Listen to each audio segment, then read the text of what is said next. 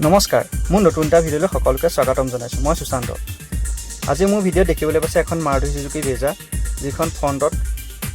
অলপ এক্সিডেন্ট হৈ আহিছে যাৰ ফলত বনেটটো বাম্পাৰ হেডলাইট এইকেইটা ডেমেজ হৈ আহিছে গতিকে এখন গাড়ী আজি কাম ষ্টাৰ্ট কৰিবলৈ লৈছো ফাৰ্ষ্টতে গাড়ীখনৰ মই ডিসপেন্ডেল কৰি লম ডিসপেন্ডেল কৰাৰ পিছতে গাড়ীখনৰ ভিতৰত যদি কিবা ডেমেজ হৈ আহিছে সেই বস্তুটো ৰিপ্লেচ কৰিব লাগিব সেইবাবে প্ৰথম ডিসপেন্ডেল কৰি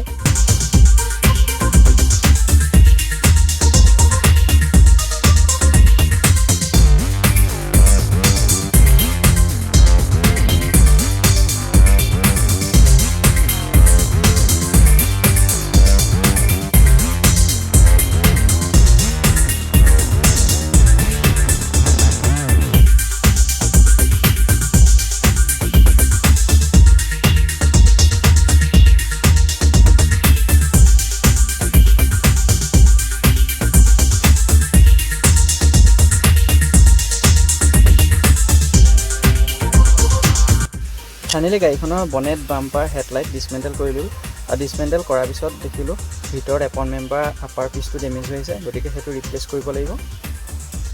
এটা দেখিবলৈ পাইছে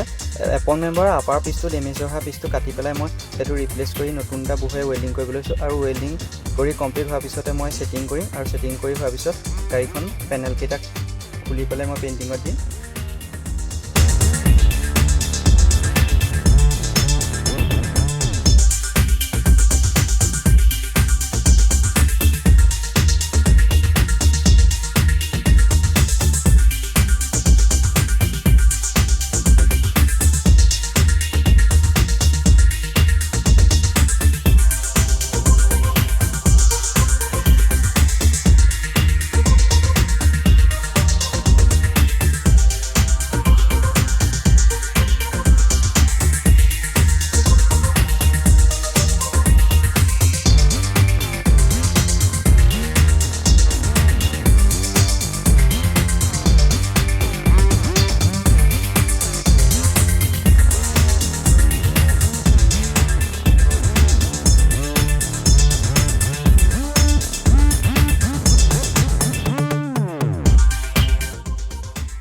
ফাইনেলি আপোনালোকে দেখিবলৈ পাইছে গাড়ীখনৰ বনেট বাম্পাৰ হেডলাইট সেটিং কৰি হৈ গ'ল আৰু সেটিং কমপ্লিট হোৱাৰ পিছতে গাড়ীখনৰ পেনেল কিটা মই খুলি এতিয়া মই পেইন্টিংলৈ দিম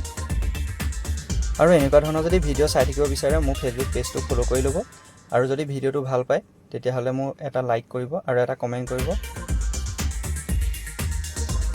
গাড়ীখনৰ পেনেলবিলাক পেইন্ট মাৰি হৈ গ'ল আৰু এটা মই ফিটিং কৰিবলৈ লৈছো বনেটখন ফিটিং কৰি হ'ল এটা ফেন্ডাৰটো ফিটিং কৰি লম